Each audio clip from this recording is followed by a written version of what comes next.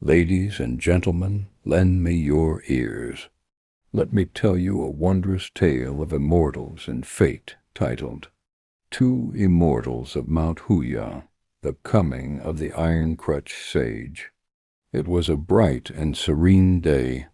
The skies were clear, mist curled like silk, and clouds danced lazily over the peaks of Mount Hua.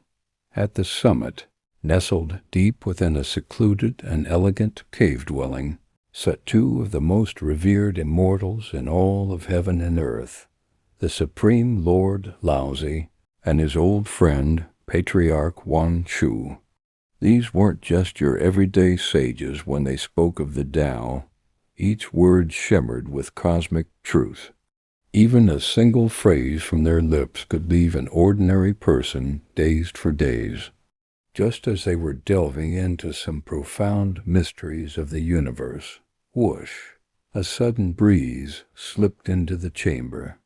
It wasn't fierce, but it carried with it the scent of wildflowers and something else, something faint, something sacred, a breath of immortality. Lord Laozi raised a snowy white eyebrow, a knowing smile tugging at the corner of his lips.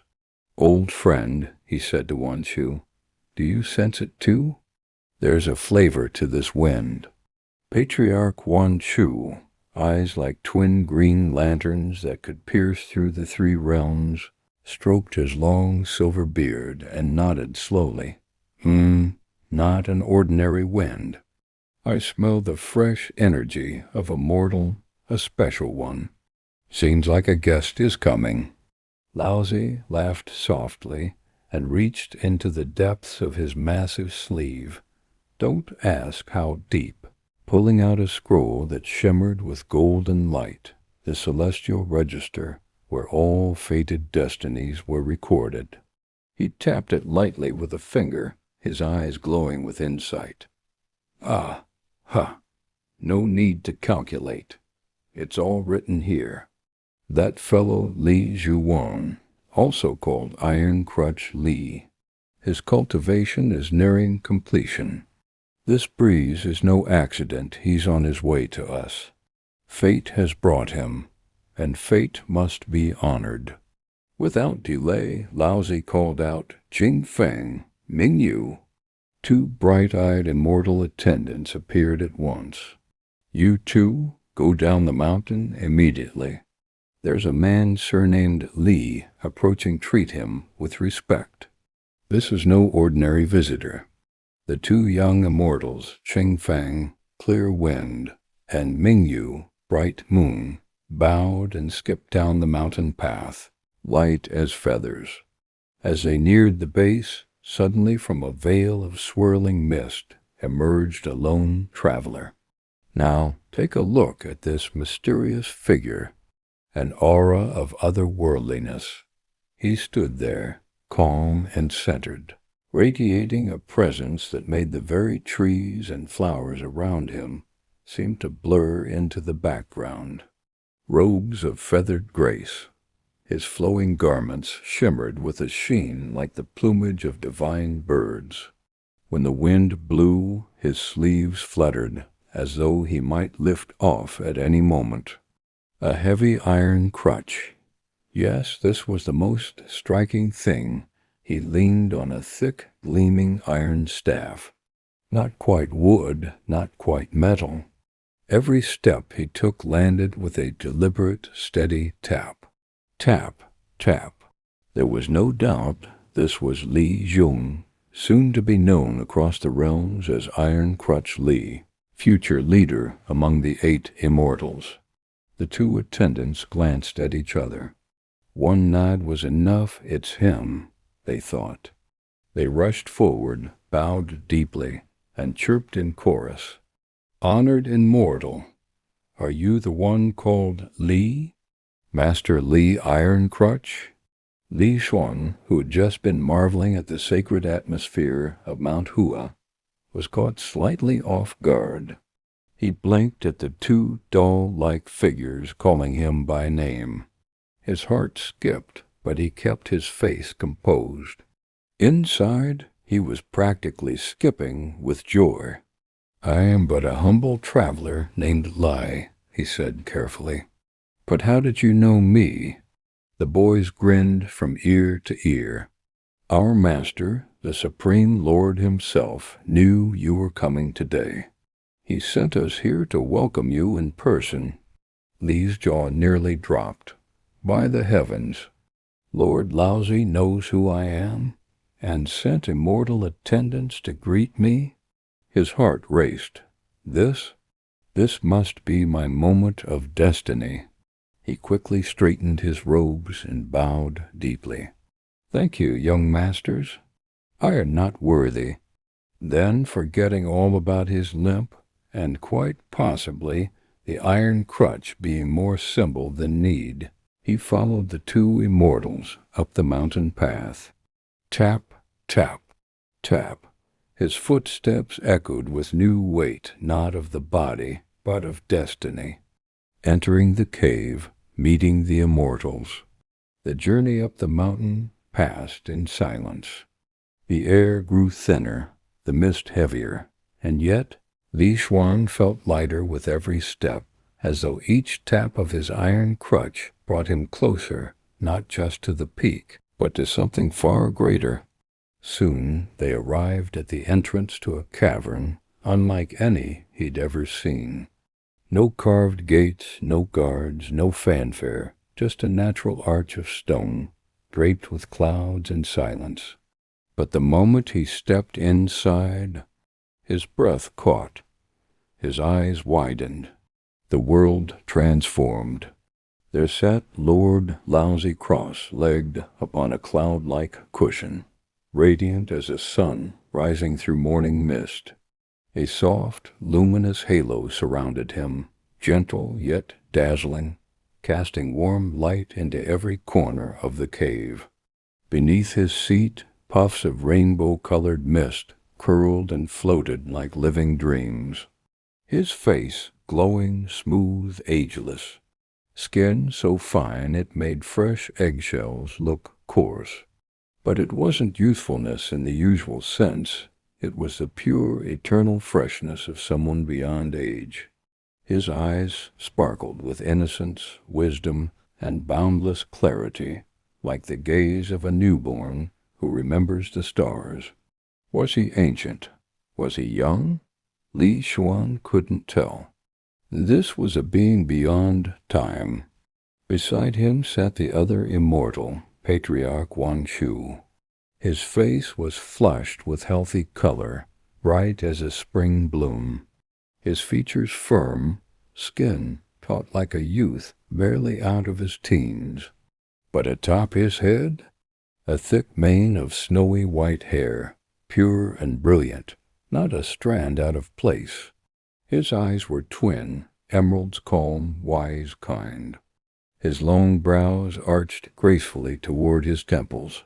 He sat with the ease of someone born to the sky, a smile playing gently on his lips.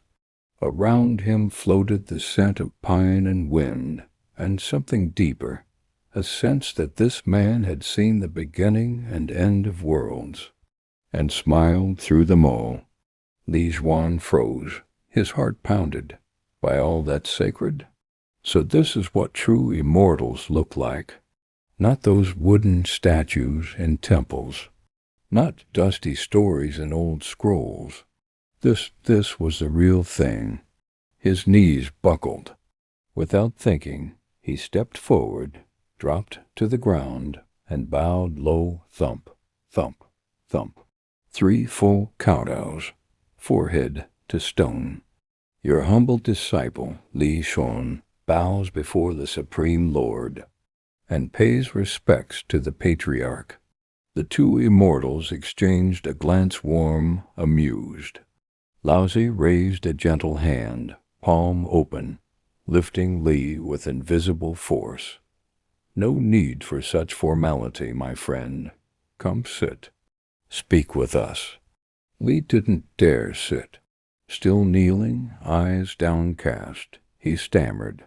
Great immortals, I am just a nobody, a wild man from the hills, a withered weed in the forest, a tiny fish in a muddy pond. I've longed all my life to glimpse the great way, but I've barely scratched the surface. Today I came seeking wisdom, never daring to hope I'd truly meet you." He gulped, overwhelmed. "And now, here I am, in your presence. I must have been blessed in 1,000 past lives to earn this moment." He clenched his robe in trembling hands. "If you would but throw me a single word of teaching, I will treasure it beyond life itself." He bowed again, forehead to the ground, arms outstretched like a man offering his soul. Lord Laozi smiled. Patriarch Wanchou chuckled softly, stroking his white beard. "Young man," he said with warmth, "no need to panic. Your name has been in our celestial register for a long time now." He tapped an unseen scroll by his side. "Fate has brought you here as it was always meant to. What you seek is not out of reach. But the great way is not a treasure to chase. It is a mirror to polish. You are ready. Let us begin." And so the teachings would begin. Part 3. The Great Way is Simple. The Awakening of Iron-Crutch Li. Lord Laozi looked at Li Xuan, still kneeling on the stone floor, his face full of awe and sincerity. The ancient sage gave a gentle laugh, a sound like wind brushing over still water, and spoke in a calm, steady voice. "Enough kneeling, Li Xuan. Sit and listen well. I shall speak to you of the Tao." His voice wasn't loud, yet every word landed like the toll of a temple bell reverberating through Li Xuan's bones and into the core of his being. "The Great Way," Laozi began, "is not something you can see or touch. It is vast and hidden, subtle and deep. It is dim and dark, not because it is unclear, but because it is beyond clarity. It is silent and still, not because it is lifeless, but because it holds all life within. Don't go looking for it in fixed forms or flashy signs. The Tao is everywhere, yet nowhere to grasp. Your task is simple but not easy. Hold tight to your spirit and keep it quiet. Let your thoughts be still. Let your heart be clean. If you can hold on to that deep stillness, your body will naturally come into harmony. Your soul will shine clear. Your energy will not be wasted. Your desires will not drag you. Your essence will not be scattered. Let go of worries. Let go of schemes. Let go of trying to control what was never yours to begin with. Do these things, and long life, clear vision, and inner peace will follow without asking." Boom! That single teaching hit Li Xuan like a thunderclap inside his skull. It was as if a great bell had been struck within him. All the dust and noise of his thoughts flew away. All his doubts, his striving, his fears, they melted like morning frost beneath the rising sun. He felt as though a flower had bloomed inside his chest, a golden lotus, glowing with clarity and joy. In that moment he understood. Everything he had chased, all the confusion he had carried, all the pain he had borne, were unnecessary. He didn't need to search anymore. The Tao had always been there. He had only to be still and see. Tears welled in his eyes, not of sorrow, but of release, of joy so deep it had no words. He fell once more to the floor, overcome, forehead to stone, bowing in gratitude. "Great Immortal, what you have spoken is not merely wisdom. It is the very rhythm of the universe, the truth behind stars and rivers and breath." He turned then to Patriarch Wanchou, eyes shining, full of hunger for more. The old immortal chuckled again. soft and warm. He stroked his beard and said, "Li Xuan, don't rush. Your name has long been recorded in our celestial scroll. From this day forward, your path is set." He leaned in slightly, his tone steady and kind. "Remember what Lord Laozi told you. Practice it daily. Quietly, humbly, without arrogance or distraction. Do not chase signs, do not run after miracles. Just hold still and let the Tao shape you from within."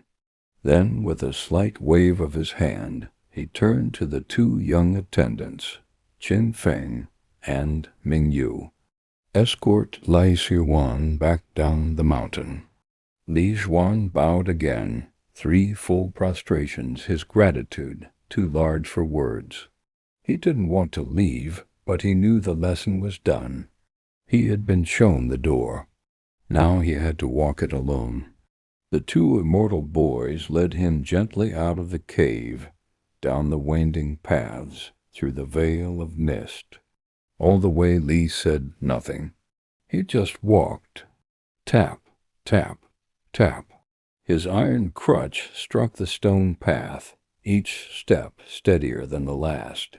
When they reached the foot of the mountain, the boys bowed to him one last time. "Master Li," said Qin Feng with a smile, "your path now lies ahead. Walk it well. We'll meet again when fate calls." Li Xuan gave them a deep bow. "You have my endless thanks. May we meet again among the stars." The 2 attendants vanished into mist. Li Xuan stood at the base of Mount Hua, looking up at the towering peaks wrapped in cloud and light. His heart, once tangled with questions, now pulsed with clarity and quiet power. He tightened his grip on the iron crutch.